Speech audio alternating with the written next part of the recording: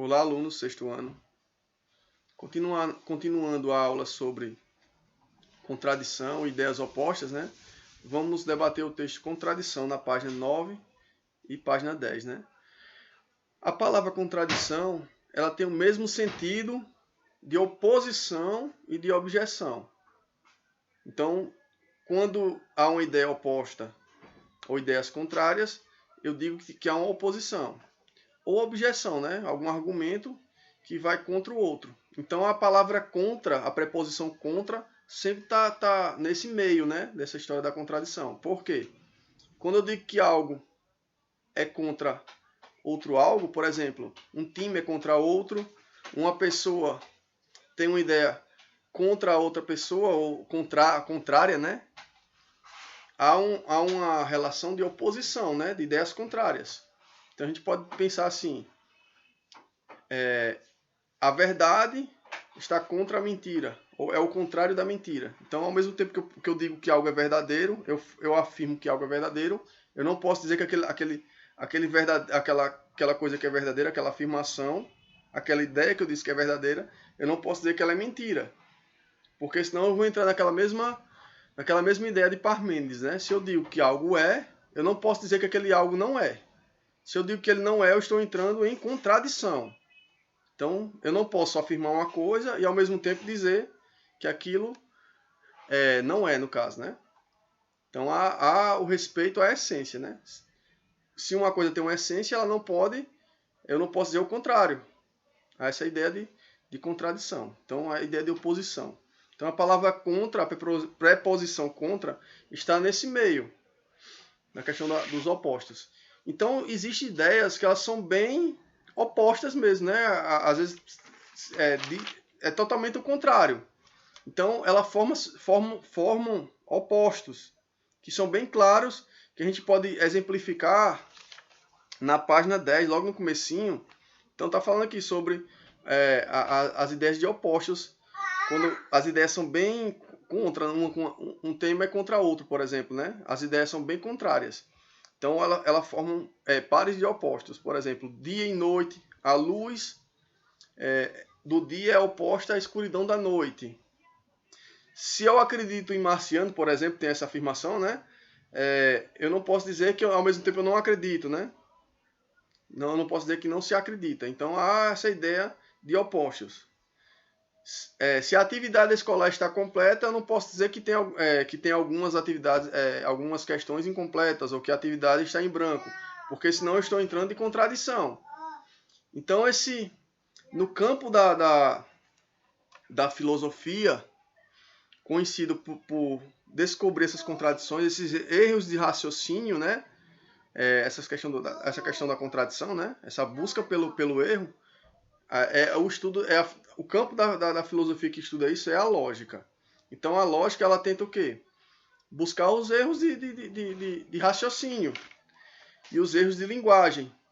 Então quando eu tenho um pensamento que eu afirmo e eu acabo me contradizendo, por exemplo, existem 3 palavrinhas que acabam induzindo a pessoa ao erro, que são as palavras todos, nenhum e alguns. Se eu digo que todas as pessoas gostam de jogar futebol, por exemplo, então eu estou dizendo que todo mundo, independente de qualquer circunstância, todos gostam de jogar futebol. Então é uma ideia generalista. Se eu digo que todos gostam, então eu estou excluindo as pessoas que não gostam. Eu estou dizendo que não existe ninguém que não goste. Todos gostam. Então eu estou entrando em contradição, porque vai ter alguma outra pessoa que não vai gostar. Ou se eu digo que nenhuma pessoa gosta de futebol, por exemplo.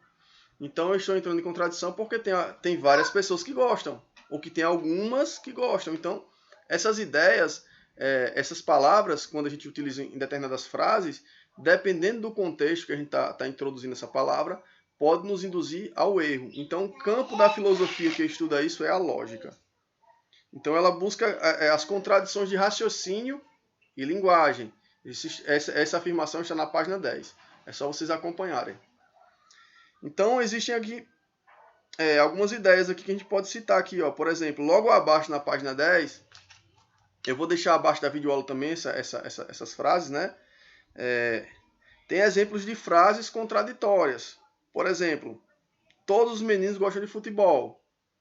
Então, sempre vai ter seu contrário, né? Alguns meninos não gostam de futebol. Então, tem essa questão. Nenhum menino gosta de futebol. Alguns meninos gostam de futebol. Então, são os pares e opostos.